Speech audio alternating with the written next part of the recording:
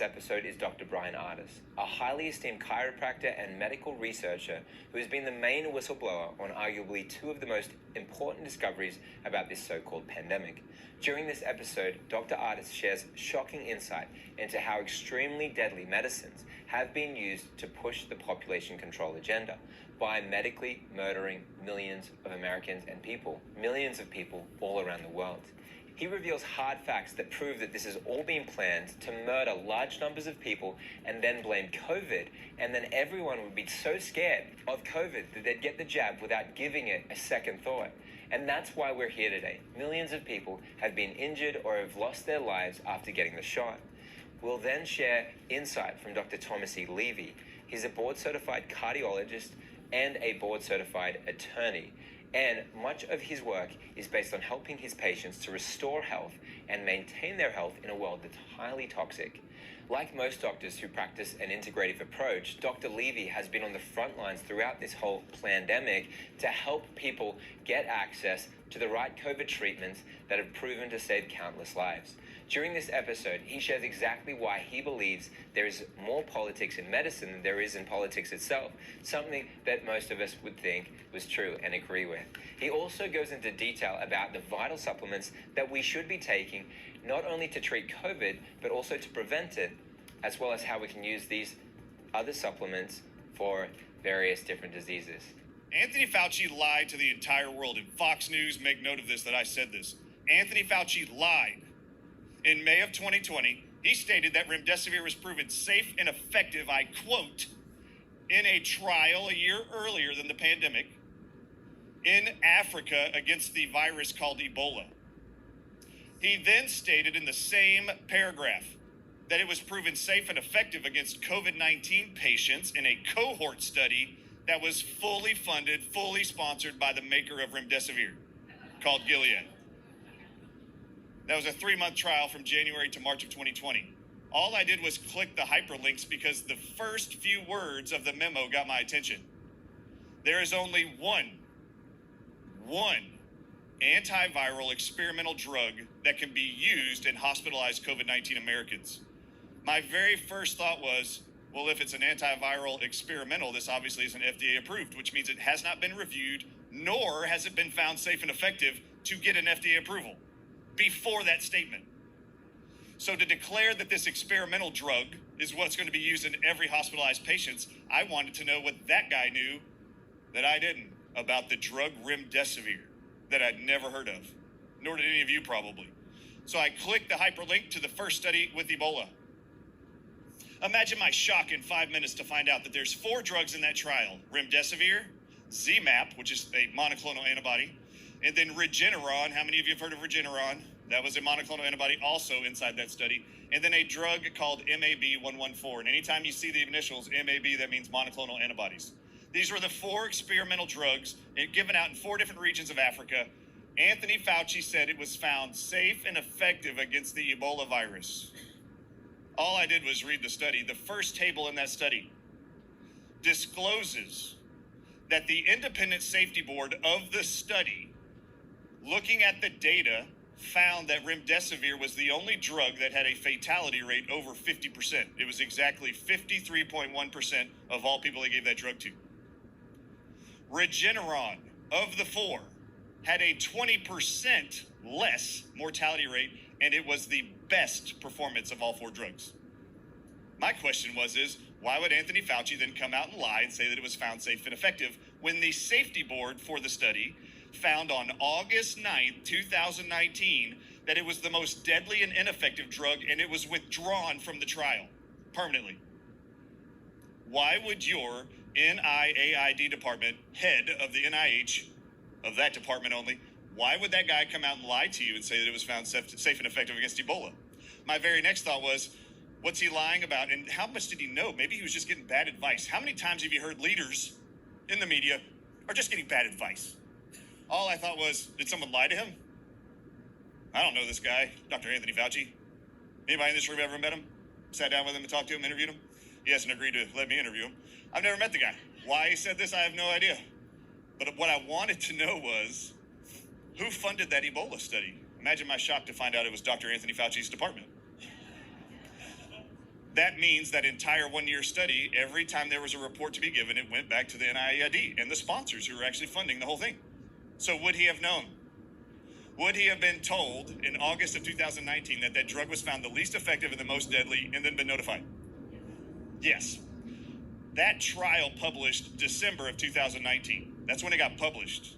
The very next month, January of 2020, is when our government and federal health agency said, hey, Gilead, we know your drug remdesivir just got kicked out of the Ebola trial in Africa, and it killed 53% of the people you gave it to. A complete failure. There's this new pandemic going around with this new SARS-CoV-2 virus. We're going to let you guys use remdesivir on COVID-19 patients from multiple countries. And let's see what happens when you give them that drug for 10 days. I clicked that study to find out what it says, and this was the exact conclusions published by Gilead, who funded the whole study. It was 31% of everyone they gave that drug to who had COVID-19 developed multiple organ failure, septic shock, hypotension, and acute kidney failure. And some people couldn't even make it the full 10 days because of severe liver failure, and their kidneys died from the drug and needed kidney transplants. That's what was reported. And immediately, it hit me. Everything I'm hearing in the media out of New York was, we've never seen a respiratory virus do this before. You start treating this respiratory virus, the virus moves from the lungs, and it goes and attacks the kidneys and is causing severe acute kidney injury or failure in 24 to 48 hours. It wasn't the virus.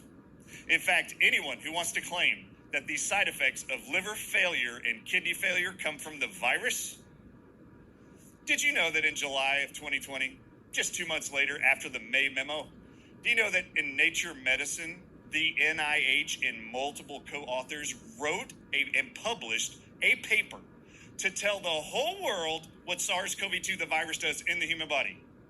Do you know it was titled Extrapulmonary Manifestations of COVID-19? Extrapulmonary meaning other than the lungs. It discloses right in the summary. This virus not only does respiratory failure and cause lung damage, it also causes acute kidney failure and liver failure. And all I did was this. All I wanted to know was who authored this study. Any of you who want to try to convince me that that's a virus side effect, go look at who wrote it. There is a woman named Joan who's listed in at the end of the study, is on the payrolls of Gilead and was an author that contributed to that study. Now you have to remember, remdesivir is the only drug given a contract to treat every single hospitalized COVID-19 patient in America. And they're going to let the manufacturer and someone on their payroll contribute to write all the side effects of the virus that drug is supposed to treat. The reason why they did this was outright to make sure that when people showed up in the hospitals and doctors started treating you and you watched their physiology and blood reports come back and you see acute kidney injury, liver failure enzymes rising, they would go and look back at publications and go, is this a side effect of SARS-CoV-2? And they would see the paper that said so. Unbeknownst to them, they're just pumping them full of remdesivir that is proven to cause acute kidney failure. In fact, it's so proven, Associated Press decided to fact check me on this claim and claim that it doesn't do this. That was really difficult, actually, because Gilead already told the World Health Organization that their drug remdesivir causes kidney failure. Also, the World Health Organization did what's called a reporting odds ratio, and this is very significant and applies to these actual lawsuits. A reporting odds ratio was done in April of 2021. There were 4 primary drugs being used around the world to treat all hospitalized COVID-19 patients. The 4 were remdesivir, hydroxychloroquine, lopinavir, and a drug called tocilizumab, which is another monoclonal antibody.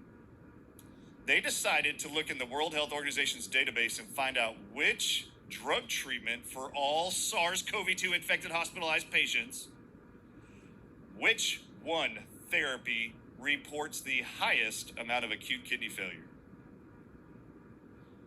Now listen to me.